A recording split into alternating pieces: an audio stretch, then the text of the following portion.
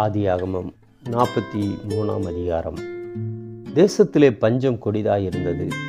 எகிப்திலிருந்து அவர்கள் கொண்டு வந்த தானியம் செலவழிந்தபோது அவர்கள் தகப்பன் அவர்களை நோக்கி, நீங்கள் திரும்ப போய் நமக்கு கொஞ்சம் தானியம் கொண்டு வாருங்கள் என்றான்.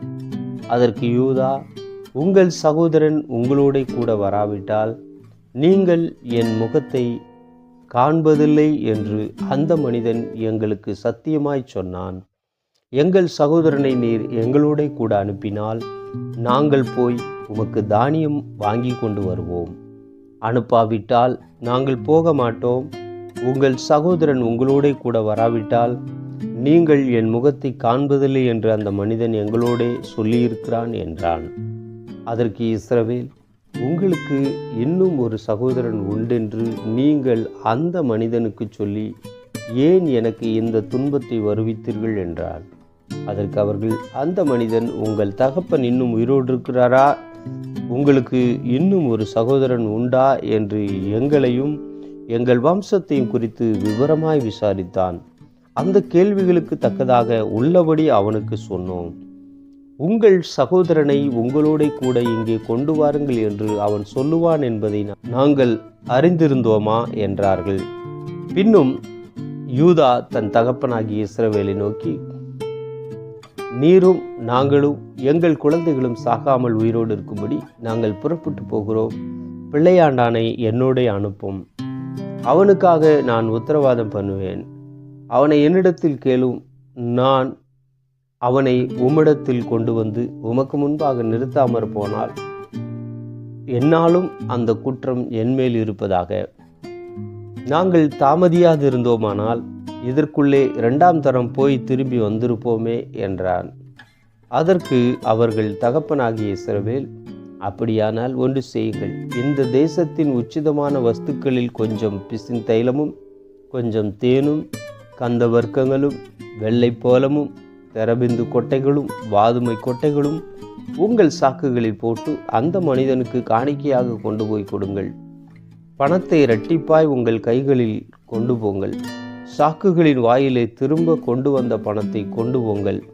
அது கைப்பிசகாய் வந்திருக்கும். உங்கள் சகோதரனையும் கூட்டிக் கொண்டு அந்த மனிதனிடத்திற்கு மறுபடியும் போங்கள். அந்த மனிதன் அங்கிருக்கிற உங்கள் மற்ற சகோதரனையும் பென்யமீனையும் உங்களுடனே அனுப்பிவிடும்படிக்கு சர்வ வல்லமையுள்ள தேவன் அவன் சமூகத்தில் உங்களுக்கு இரக்கம் கிடைக்க பண்ணுவாராக. நானோ பிள்ளையற்று போனவனைப் போல் இருப்பேன் என்றான். அப்பொழுது அவர்கள் காணிக்கையையும் தங்கள் கைகளில் இரட்டிப்பான பணத்தையும் எடுத்துக்கொண்டு பென்யமீனையும் கூட்டிக் கொண்டு பிரயாணப்பட்டு எகிப்துக்கு போய் யோசேப்பின் சமூகத்தில் வந்து நின்றார்கள். பென்யமீன் அவர்களோட கூட வந்திருக்கிறதை யோசேப்பு கண்டு தன் வீட்டு விசாரணைக்காரனை நோக்கி, நீ இந்த மனிதரை வீட்டுக்கு அழைத்து போய் சாப்பாட்டுக்கு வேண்டியவைகளை அடித்து ஆயத்தம் பண்ணு. மத்தியானத்திலே இந்த மனிதர் என்னோட சாப்பிடுவார்கள் என்றான்.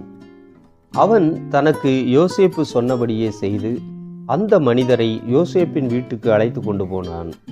தாங்கள் யோசேப்பின் வீட்டுக்கு கொண்டு போகப்படுகிறதை அவர்கள் கண்டு பயந்து, முன்னே நம்முடைய சாக்குகளில் இருந்த பணத்து நிமித்தம் நம்மேல் குற்றம் சுமத்தி நம்மை பிடித்து சிறைகளாக்கி நம்முடைய கழுதைகளை எடுத்துக்கொள்ளும்படி நம்மை கொண்டு போகிறார்கள் என்று சொல்லி யோசேப்பின் வீட்டு விசாரணைக்காரன் அண்டையிலே சேர்ந்து வீட்டு வாசற்படியிலே அவனோட பேசி, ஆண்டவனே, நாங்கள் தானியம் கொள்ளும்படி முன்னே வந்து போனோமே.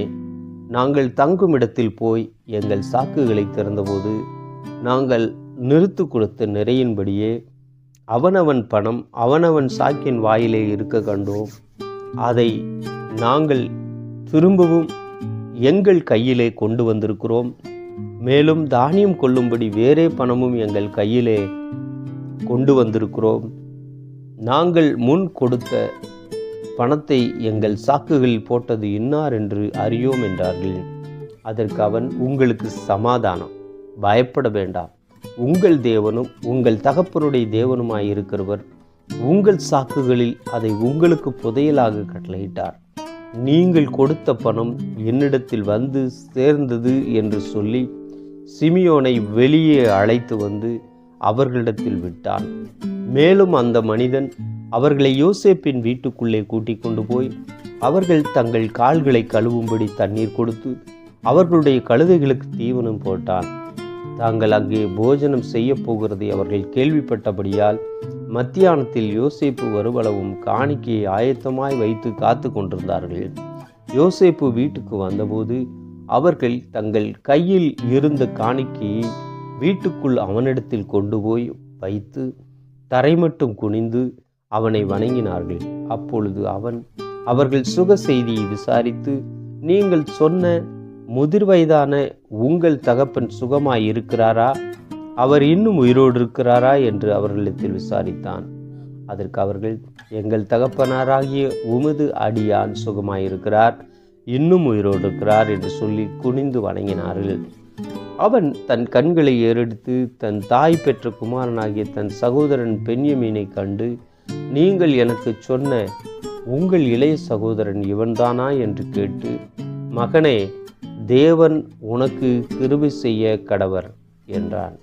யோசேப்பின் உள்ளம் தன் சகோதரனுக்காக பொங்கினபடியால் அவன் அழுகிறதற்கு இடம் தேடி துரிதமாய் அறைக்குள் போய் அங்கே அழுதான்.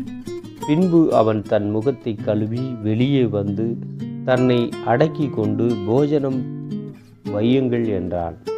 எகிப்தியர் எபிரேயரோடு சாப்பிட மாட்டார்கள். அப்படி செய்வது எகிப்தியருக்கு அருவருப்பாயிருக்கும். ஆகையால் அவனுக்கு தனிப்படவும் அவர்களுக்கு தனிப்படவும் அவனோடே சாப்பிடுகிற எகிப்தியருக்கு தனிப்படவும் வைத்தார்கள். அவனுக்கு முன்பாக மூத்தவன் முதல் இளையவன் வரைக்கும் அவனவன் வயதின்படியே அவர்களை உட்கார வைத்தார்கள். அதற்காக அவர்கள் ஒருவரை ஒருவர் பார்த்து ஆச்சரியப்பட்டார்கள்.